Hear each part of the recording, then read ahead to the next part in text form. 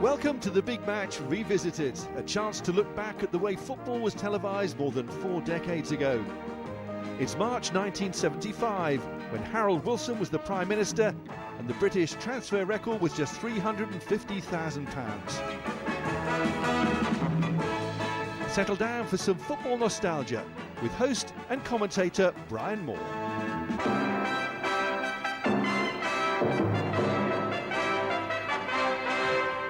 And welcome again to the Big Match. 3 more matches for you today, and our main match is the second division clash between Orient and Aston Villa. We're going to support that with 2 wonderful games from the first division, a 6-goal thriller between Burnley and Arsenal, and a game full of atmosphere between struggling Luton and champions Leeds. We're also talking to the player who wears odd boots and shirts with different numbers on in the course of yesterday's game. There's your letters as well, and our Big Match playback this week brings nostalgia to Spurs fans. It's one of their great battles against Manchester United. First of all, though, today we go off to Luton for the second division match between Orient and promotion-chasing Aston Villa. It's the first time Villa have been back in town since they won the League Cup at Wembley 3 weeks ago, with that penalty, of course, against Norwich City. And their Wembley performance seems only to have spurred them on towards one of those 3 vital promotion places to the first division. At the moment, they lie second in the table as we come now to the 2 teams as Villa, first of all, now come onto the field. The 2 teams, and we notice that as the caption comes up, that Villa have in fact chosen the side that won that League Cup final at Wembley, with John Gidman the sub. As for Orient, they are also unchanged, a promising blend with 3 18-year-olds in the side, Bobby Fischer at 2, Tony Grealish at 3 and Laurie Cunningham at 7. A bright future for all 3 of them, and particularly for Laurie Cunningham. And I asked him first of all what his ambition in the game was. Just to make it, to be a great player if I can, not just a good one, you know, not just an average one, to be a great one. And to play for a country. Jamaica's supposed to have a good side coming up now, because they're playing football over there now. If they're good by that time, well, and they ask me to play, I'd be glad to play. Or if it's England, I'll play for them as well. Laurie Cunningham, one to watch for the future. But of course, the man that Orient have to watch most of all in this particular match is Ray Graydon, scorer of that Wembley winner, and indeed of 27 goals in all this season. The referee for this second division match is Alfred Gray of Great Yarmouth, and the crowd, many of them from the Midlands, now wait for the start. So Villa kick off, attacking the goal to our left in the all-white strip, a change strip with light blue stockings.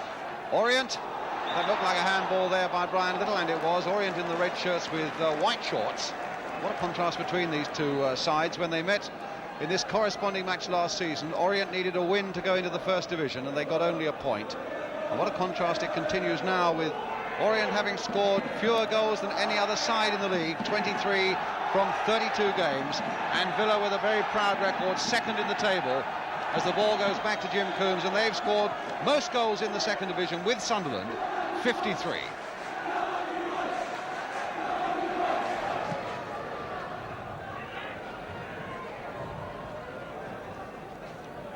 Little played for Robson. Peter Allen there. Good play there by Bennett to Cunningham. Nice little dummy there by Cunningham on the experienced Charlie Aiken, and the push by McDonald in the back was enough to give Orient the free kick, but that was a nice little touch of class there by Cunningham.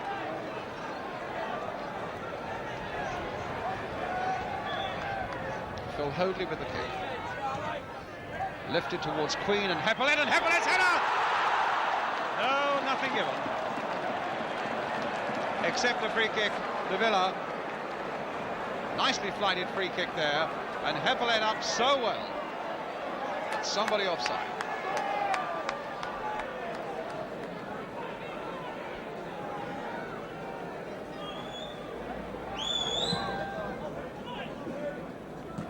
Little, Bennett, Cunningham, and he got that through again for Bennett on the 1-2, but Ross was there. McDonald played back to Nicol.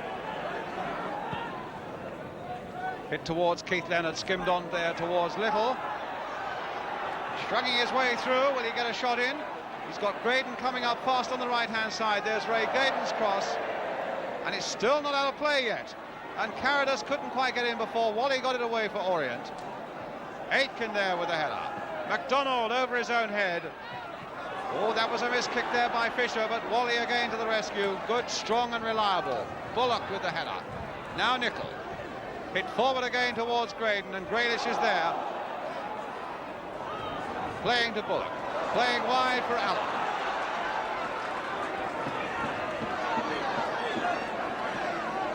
Fisher. Bullock. Very skillful glancing headers of Mickey Bullock. And there he is with the pass inside for Heppelet. Surrounded by Villa defenders. Bennett with a shot that's wide.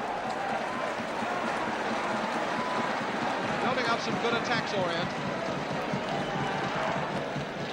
But a goal kick to Aston Villa.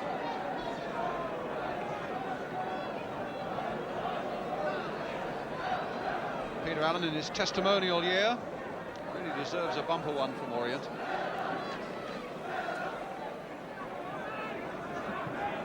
Cunningham got that one back over his head, but again Chris Nicol is there. He really looks as though he might be a stumbling block for Orient this afternoon. Well, he might have some more work to do now as Orient get another free kick with a chance once again to lift the ball into the Orient penalty area.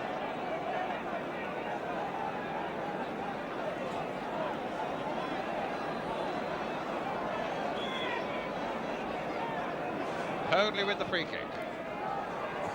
Bullock with a header, and Villa get a goal.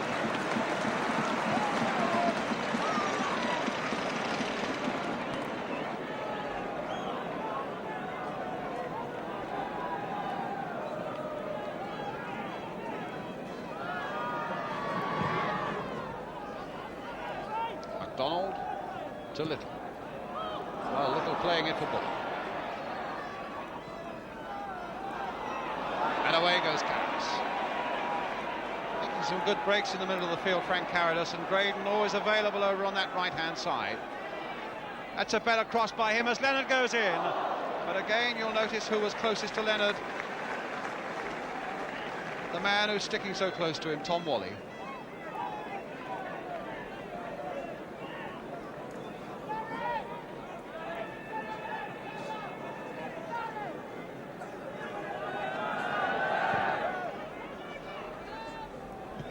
Nicol winning it. Hoadley. In goes Carradus once more. Grealish away. Queen outnumbered, but looking for support which wasn't there.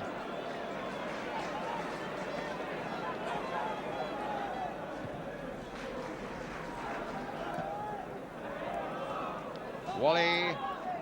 McDonald. Aitken. Hit in towards Keith Leonard.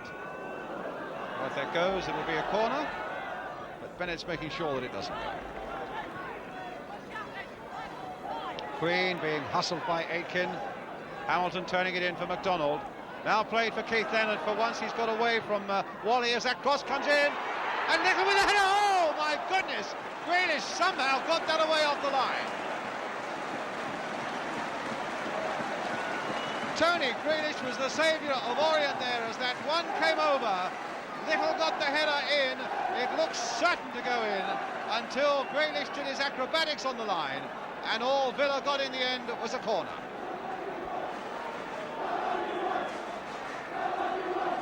So here comes that corner taken by Chico Hamilton and nodded away by Tom Wally. Cunningham in there. Aitken again. Chipped in again towards Keith Leonard, but Grealish got it away once more. Now it's with Heppelet. Played for Grealish. Cunningham.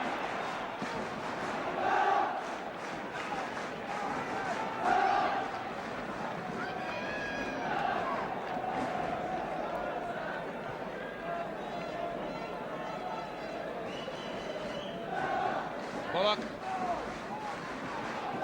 Hamilton right back there. Oh, that'll fall for Cunningham, and he turns it in straight away. And will that go? No! That's belted away off the line by Nicol, but the whistle had gone. Took me to play there by Cunningham, spotting the chance and putting it across quickly. Queen got up well, but was pressing down on the Villa defender as he did so. And although Nicol got it away off the line, the whistle had gone. Cunningham did very well indeed there.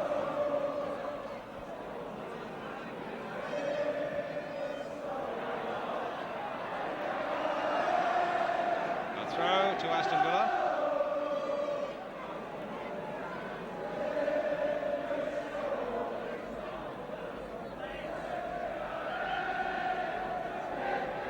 John Robson to take the throw for Aston Villa, and here's Ray Green. Well, he got round Grealish well there, but it's on the back of the netting.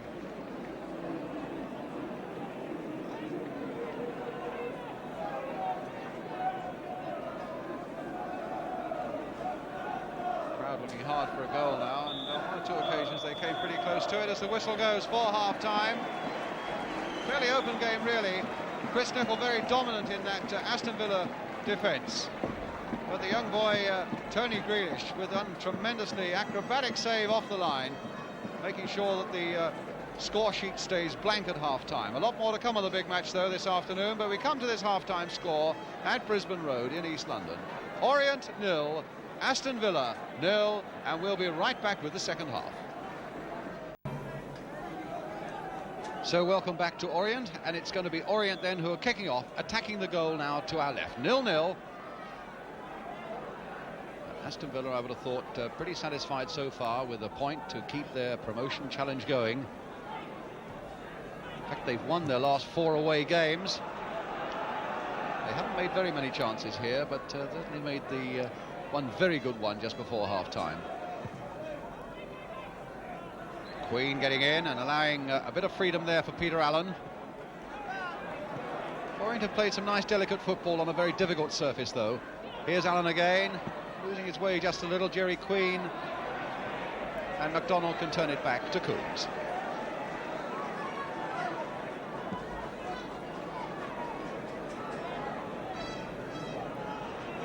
Little battling hard to get that one. But Fisher doing well, extremely well. And then giving a pass straight to Frank Carradus. A little sideways flick there for McDonald. Leonard again being watched closely by Wally, and Leonard's strength taking him through there. Well, he's got Graydon in the middle, and he's got Little in the middle if he can get it over. But Allen makes sure that he can't.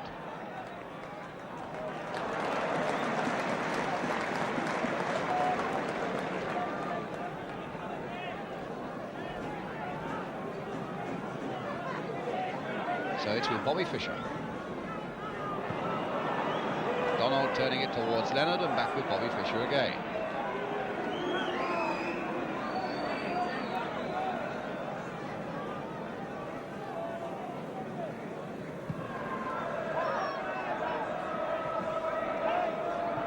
Carradus, Leonard. No chance at all for Hamilton. Quarter of an hour of nondescript football in the second half has gone by. Fisher now finding Bullock. Nice little layoff there for Bennett. That'll never get through, though. And Carradus to Hamilton. Leonard off his knee to Carradus again. Doing a lot of work in the middle of the field, Frank Carradus. Here's Graydon.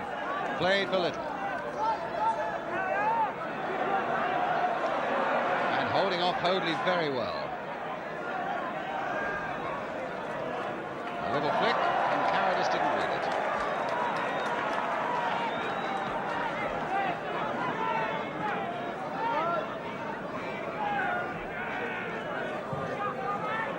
Jerry Queen. Tom Wally. Chris Nicol.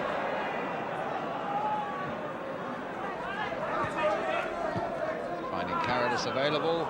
Carradus playing a nice one too there with John Robson. There's his cross going in towards Graydon and ducking underneath that one, just flicking it on, in fact, hoping that Leonard would find something at the far post. But Leonard couldn't quite get in.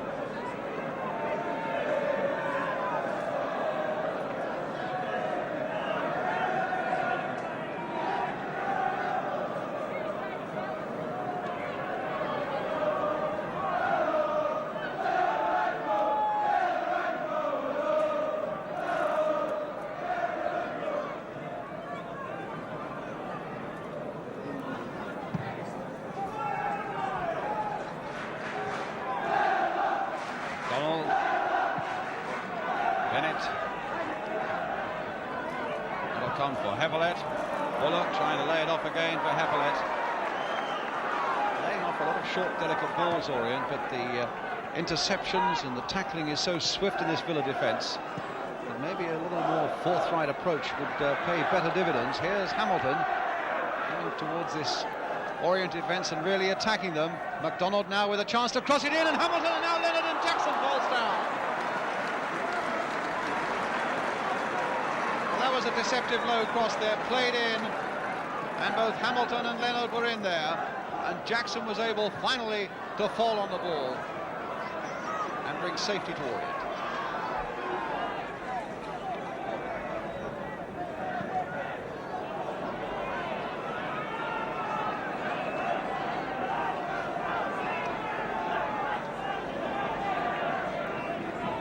Aitken's throw. Hamilton. Oh, good play there by Hamilton. There's the cross, and again the dependable Wally there getting it away, but only as far as MacDonald. Nice pass by him to Hamilton. Now can Hamilton get this one over? Delayed a little too long there, and it's got very difficult for him. And a foul by Queen, who can't believe that he's given a free kick away, but he has.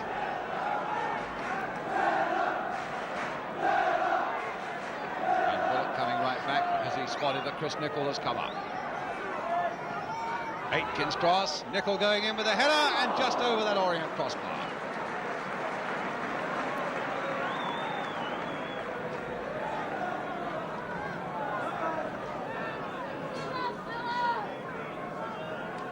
Certainly at the moment, a goal would be a welcome relief. Orient, though, have scored only 3 in their last 7 games.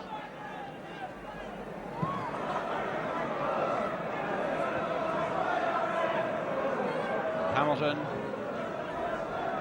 Little trying to get away from Fisher. Allen. Gone past Hamilton. And Hamilton caught him in the mud. MacDonald. Aitken. And a throw to Aston Villa. Ian Ross telling Bobby MacDonald not to play the ball short and backwards in these last few minutes when a point is important for Villa to whack it forward.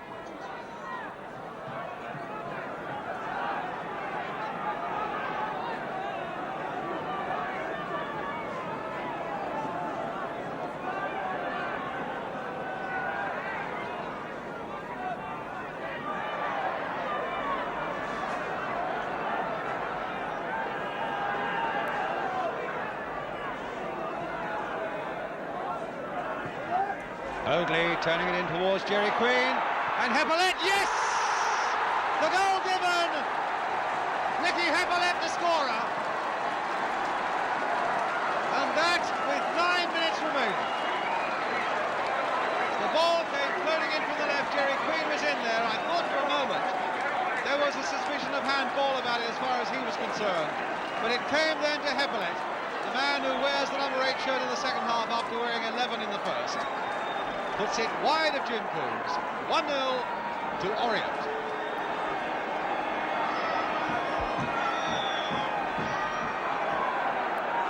So now Villa, who really have looked the more confident side, and really I think even their most fervent supporters have given up hope of Orient scoring.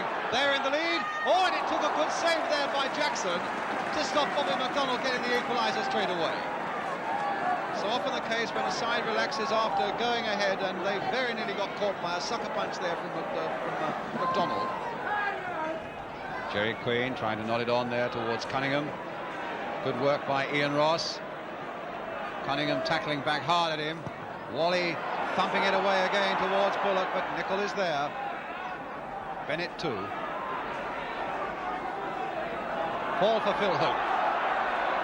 Trying to get a 1-2 going, and Hoadley can really hit a great whacking shot, but that one was straight at Jim Coombs.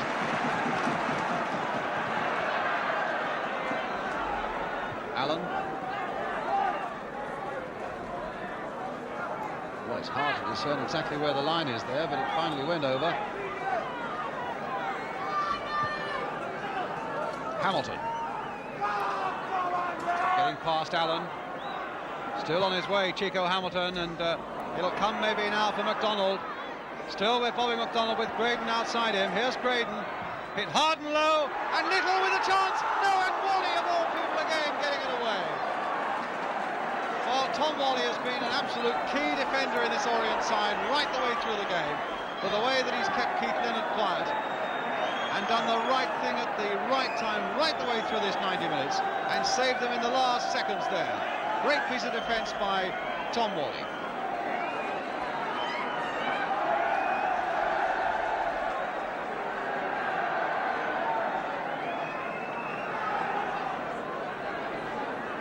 So a free kick now to Villa. Played a half minute of injury time already. Wally again, sticking to Leonard.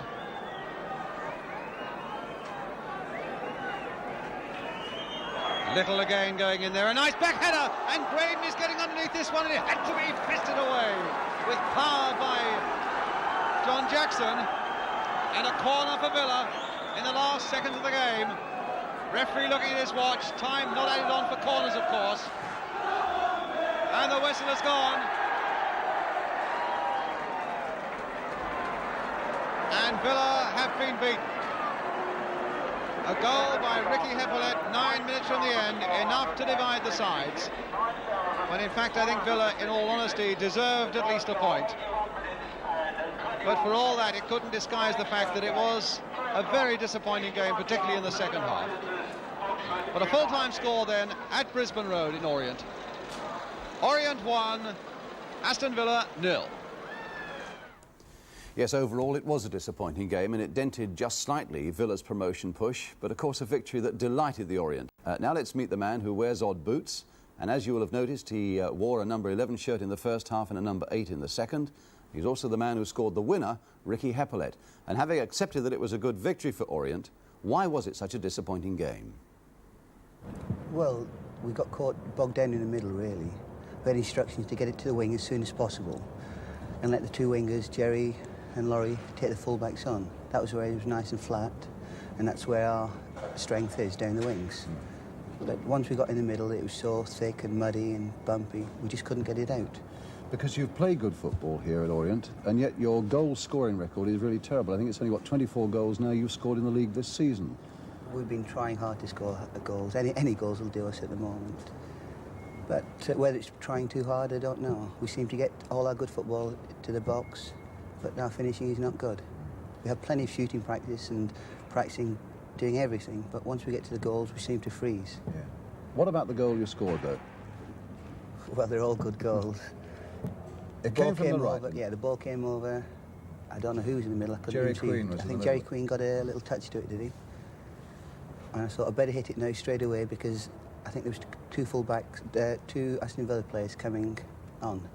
So I thought if I start fiddling about with it, I'm going to get robbed. So I thought I'd get my head down and give it a crack straight away. Now, you're the only footballer on the field, I should think, wearing odd boots. You broke your toe a month ago. Tell us what happened then. Yeah. Well, playing at West Brom, I broke one of my toes. So what they do now, they strap it up every match, but still I can't get a normal-sized boot on. Your size is what? 7. 7. 7. So I've got to wear a size 7 on my left and a size 9.5 on my right. That's just till the toe heals up. And whose boot do you wear on the right then? Oh, it's Fair's, very fair, brothers. Very fair, brothers. He's claiming half the goal, actually. But in fact, you hit it with the left boot. The left boot, but he still wants half. Lovely. Apart from wearing odd boots, you also wore the wrong shirt in the second half, a number 8 shirt, which is what Peter Bennett was also wearing. Now, how did that come about? Well, the thing is, you get in the dressing room and you're so keen to sit down and have a little wash. You want to sort of calm yourself down. So everything's in a hurry. They wanted us to change shirts and look well for the television. So the shirts were there, I just picked the wrong one out, simple as that. But the linesman spoke to the referee about it in the second half at some point. Yeah, what happened, Peter Bennett, who was wearing the number 8 in the first half, got booked. So the referee then thought it was me who booked. He then had a word with me, and I said, no, you've not had a word, not cautioning me at all. So he had a word with the linesman, and it was all cleared up. But it was really my mistake, I picked the wrong shirt up. Good win, though, for you. Well, it's a good win, yeah, terrific win. We wanted it badly, especially over the Villa. But it's nice to win at home, and I was well pleased when the goal went in. Thanks a lot, Ricky. It's a pleasure. Thank you. Ricky Hippolyte of Orient. But now let's move on to our second match And it's Luton Town, one off the bottom of the table, but beginning to stir things up just a little bit with some good form. And the European Cup semi-finalist, Leeds United. Leeds now without Bremner and Clark, incidentally, for this game. Anglia's cameras cover the match. The commentator is Jerry Harrison. Luton in the dark strip. Yorith beaten by Jimmy Ryan. Now Madeley. West is onto him. Hunter. Gray's going down the left wing. Cut out by Husband. And away goes Jimmy Ryan. Husband is behind him. Ron Future. Now it's Aston with a chance.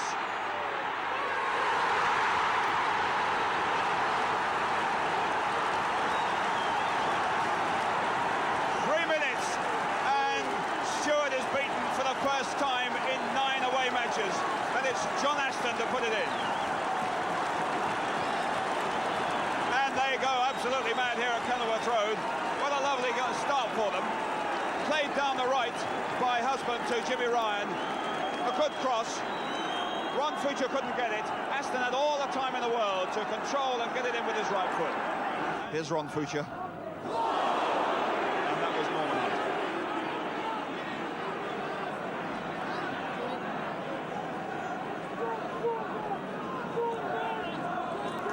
Taken square for John Faulkner, chased by Mackenzie. Jimmy Ryan now. John Aston come to him. That's for Ron Future. That was Hunter flicking it away. John Ryan to John Aston. Aston doing well now.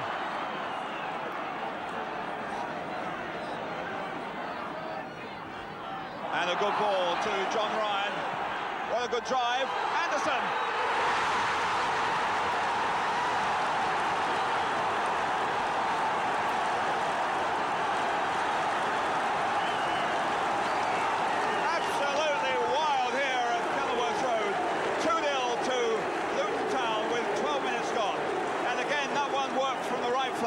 John Aston did some lovely work. Then Ryan got a driving centre over. Anderson controlled and whacked it into the roof of the net past Stewart. No chance again. Mackenzie. But West will get this. He's got Buckley behind him. Ron Future up the flank here. Here he is. McQueen behind. And a good ball with Ron Future badly shot by McQueen after the ball had gone. Now it's Aston against Reaney. And a good cross. Too deep though.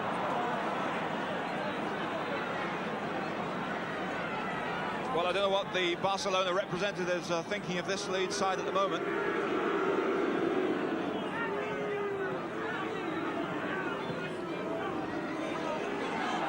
Jordan getting it back to Yorith. In goes West. Almost got it, but it's Aston. Now Jordan. But Leeds doing all they're playing in their own half. At the moment, anyhow. Hunter to Yorith. Ryan, and now it's Eddie Gray. Jordan just up front there. Wide on the right is John Giles. Aston coming over here. We've got Mackenzie and Eddie Gray in the middle, and Jordan. Giles cross. Mackenzie getting up well. Brilliant save. Fine bit of football. The best attacking move by Leeds so far, and we've had half an hour, indeed, their only attacking move. A fine cross by Giles, a good leap by Mackenzie, and an excellent save by Barber. Husband here with Jimmy Ryan gone up front. Husband driving forward. That could only have been a foot away. Jimmy Husband, who hasn't had the best of luck with his shooting this season. He's only scored 1 goal. That was against Chelsea on January 11th, coming very, very close there. Rise of easy from the Luton Town supporters, but I think they'll be pretty glad to hear the final whistle.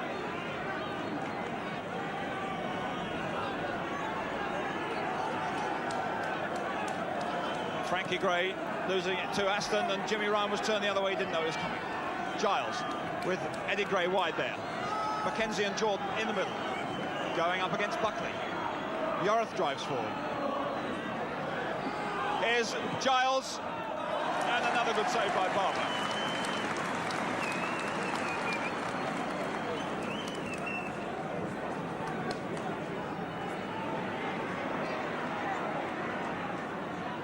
Future in a dangerous position, and it could be the end of them. Here's Jordan with a clear chance, and Future's casualness as penalised by Joe Jordan, and that could be really bad for them with 2 minutes to go.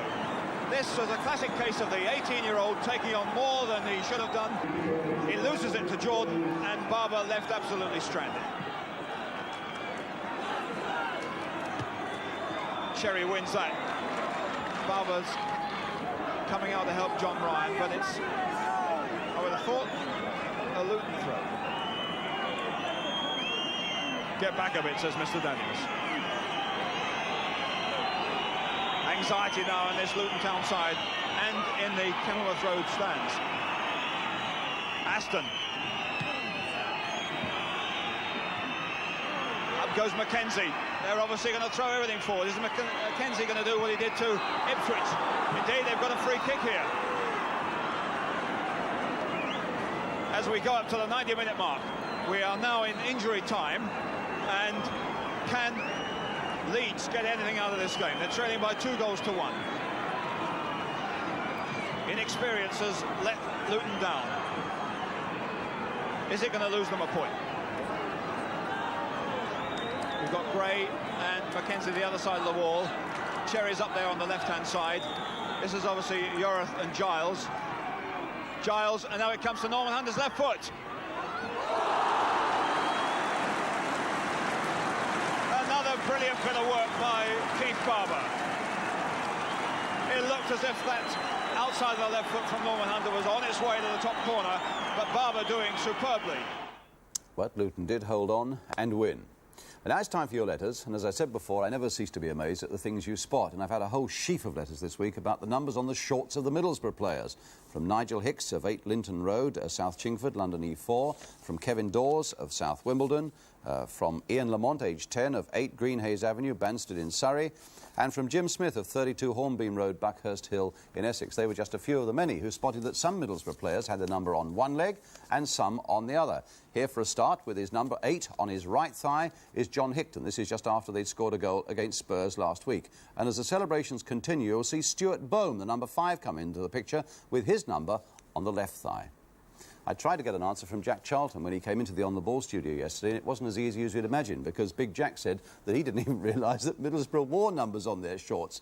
His only explanation was that there must be 2 sets of shorts, one with numbers on one side, one with numbers on the other, and they got them mixed up, a bit like Big Jack himself. At least his football is a little more organised than that.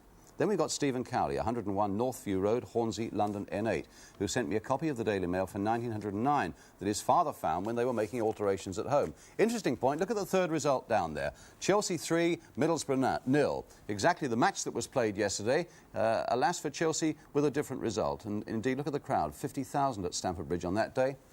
Yesterday, Chelsea were beaten in front of 22,000. The only similar point being that in 1909, as now, Chelsea were in relegation trouble. A match played in Division 2 on that very self-same day. Look at the top one there.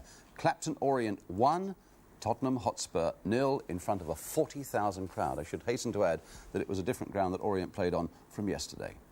Then there was the case from last week. Was it an own goal or wasn't it? Referring to that incident in the Charlton Southend match. And as we see it again, let me remind you that the Charlton manager, Andy Nelson, claimed that it was goalkeeper error. Here's Bob Curtis whacking in his cross.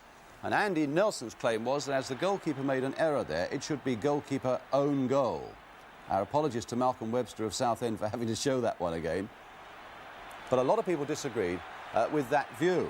And one of them was Lou Gardner, our colleague on Thames Television, who wrote to me saying, as a retired, never paid, often beaten member of the National Union of Goalkeepers, I can well believe that, transferred without fee or thought by more than one undistinguished team to the other, I must protest at the suggestion that a goalkeeper can be own goaled for touching, dropping, mishandling or falling over a ball that is on its way into the net. And indeed, that was the feeling, that if a shot is goal-bound, whatever the goalkeeper does, it should be credited to the man who made the shot, which was a point also raised by John Munro of 17 Felton Lee Sidcup in Kent, 25 years a goalkeeper, and now he says a referee. Still, it was a good debating point. I'm glad we got you arguing about that. But now on the programme, it's time for the big match playback, when we go into our archives and come out with a great game from the past.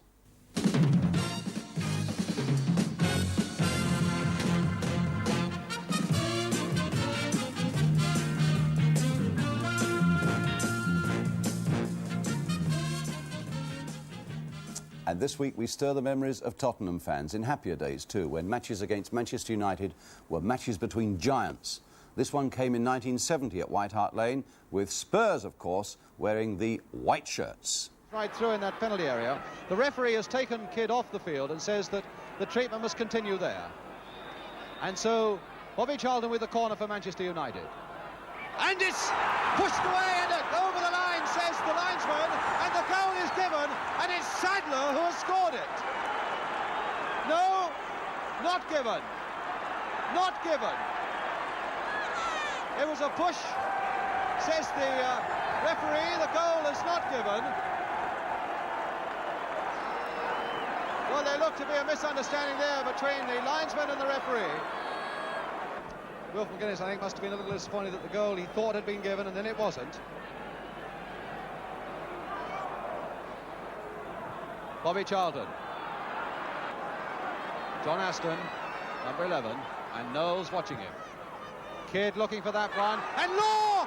There it is by Dennis Law! Well, would you believe it? Nobody can doubt that Dennis Law, 8 seasons at Manchester United, they really have been 8 most exciting seasons for everybody who's watched him. Knowles now to Pearce, a Spurs storm back, and Chivers almost putting it through. What a save, though, by Rimmer to get down as quickly as that. From Chivers. Mallory. Knowles. For Mallory again, and Knowles once more. Aim towards Chivers and Gilzean, and Chivers going in on it, Gilzean! Oh, what a save by Rimmer! How did he keep that out? Brian Kidd to George Best.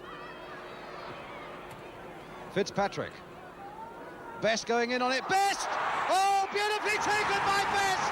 What a magnificent goal by Best! Chivers looking to make a run towards it, but in fact it's Perryman now. Pearce, Knowles again with a chance to lift it once more. Peters waiting at that far side, getting it in! Martin Peters! 2-1! Well, that really does open it up again. Mike England with the kick.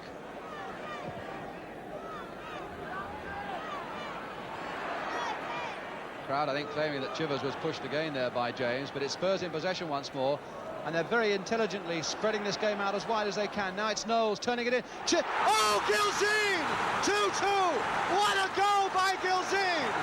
Oh, and what a comeback by Tottenham! Again, the cross from the left. And again, Gilzean with that head of his to flick it wide of Rimmer. And so from 2 down, it now stands at 2-2. Well, that's the sort of comeback that Spurs could do with now, I suppose. You must admit, too, that I've turned the volume down a little bit since those days. And our last game today is surely one of the most exciting in the Football League yesterday. It's Burnley against Arsenal at Turf Moor. Plenty of goals, plenty of controversy. Picked up for us by Granada's cameras. And commentator Gerald Sinstadt with Arsenal in the light shirts. And now Leighton James busting away past Rice. Noble calling for it in the middle. There's the cross for him, and in it goes! Brilliant goal!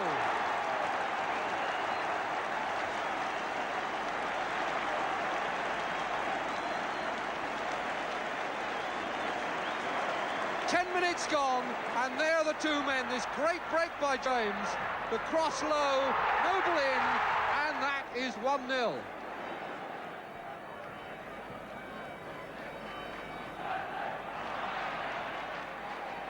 Kidd going, looking for it.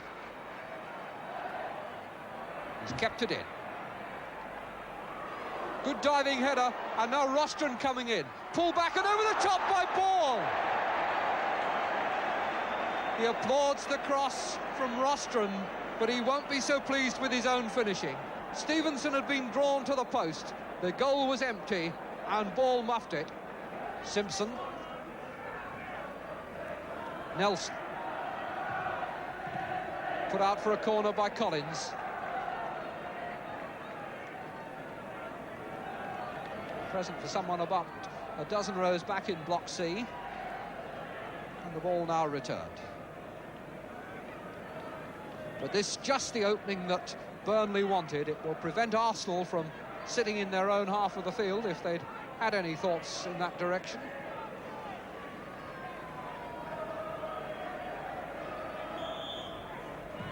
Rostron's corner, not a bad one either. Noddy back in, and in fact Brady's corner it was, and Rostron's header that just was deflected for yet another corner, which Brady again will take.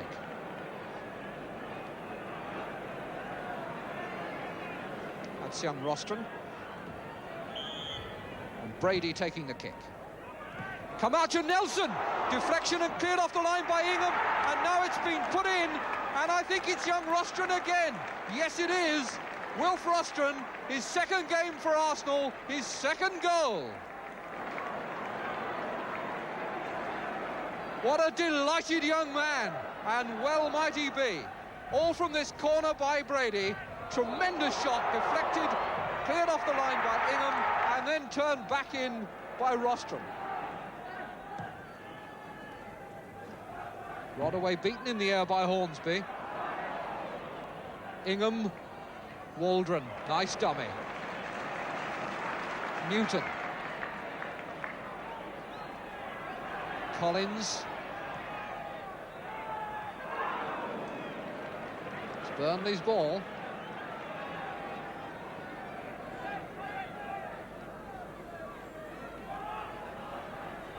Flynn to James.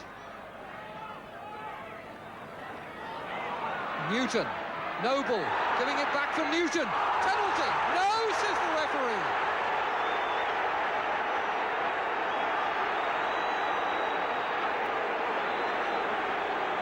Mr. Reynolds made that decision absolutely on the instant.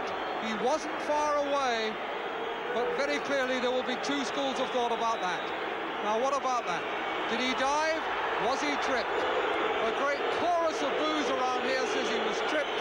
And Doug Collins has made his views plain to the extent that he's been cautioned.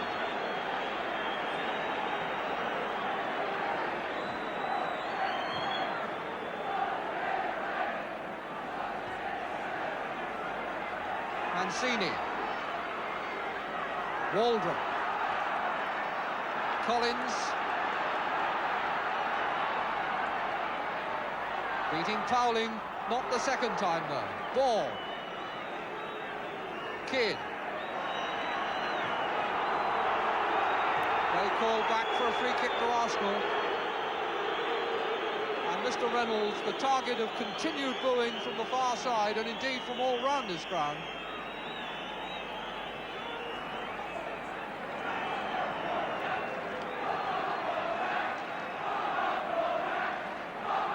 Brady out to ball. Back heel, and a shot by Brady reaches Hornsby, and here's Powling coming in again. Pulled across with a great goal, Hornsby. Another of the Arsenal youngsters does it, and what a very good goal, with Rostron having a hand in it, and Hornsby finishing it off. Pulled across by a defender, turned back by Rostron and put in by Hornsby. Knocked down by Mancini. Powling. Ball. Rice. Ryan Kidd. Brady. Cross to ball. Kidd. Out for Rice. And Rice's cross into the arms of Stevenson.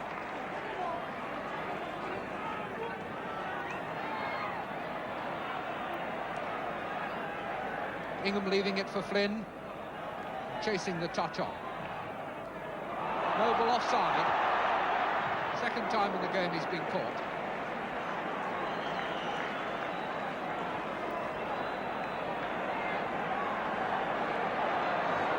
So Peter Noble, the man who scored the only goal of the game when these teams met at Highbury in September, and who put Burnley ahead here this afternoon.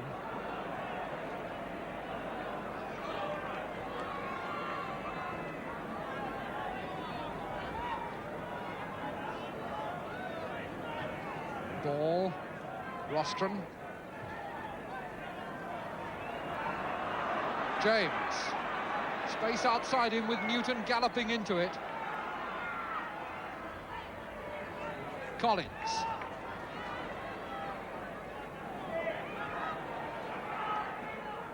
And Newton's run infield gives Collins a bit of space on the touchline. Still got Rostron to beat, though. And he does so now. And there goes the cross. Hankin coming in! Beautiful goal! Ray Hankin.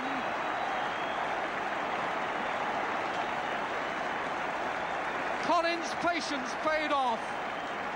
He waited and waited. Newton gave him the space on the touchline. He beats Rostron, and Hankin comes to meet the cross.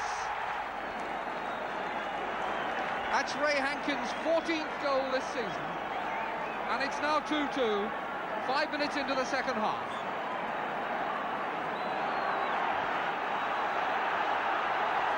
Brady for Arsenal. On for Nelson. Hornsby calling for it in the middle. Touch off for Kidd. Poor ball coming in there. Flynn. Interception by Powling. Rostron.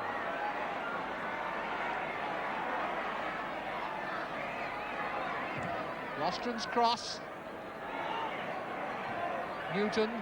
Ball spun awkwardly and he got himself out of trouble with some skill there. Still under pressure, having his shirt pulled, and the whistle is gone, and the free kick is Burnley's.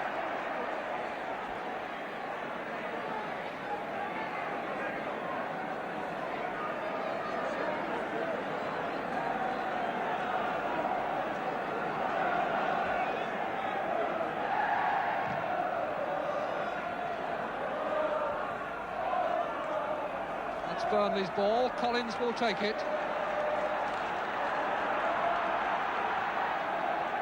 There will be urgency to the last minute of this game. Rostron getting it through well to Kidd.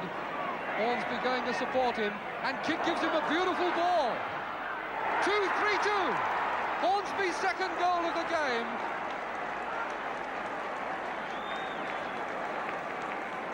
And Burnley just cannot get their noses in front. Every time they score, Arsenal come back at them. Now there's Kidd playing a well-timed ball, and Hornsby had got through onside to put it wide of Stevenson. James. Collins.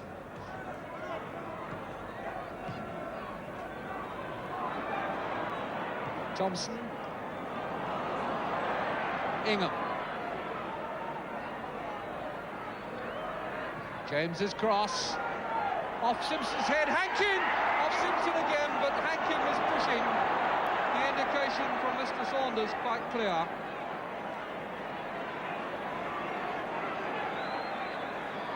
Oh no, he's given a penalty! It's a penalty to Burnley! And now the despair is on the face of the Arsenal players. Ball doesn't understand. Burnley clearly thought that they had been penalised. The reaction of Noble was eloquent there. Leighton James says a little prayer. Rimmer crouches on his line, and James takes a long run and side-foots it. 3-3.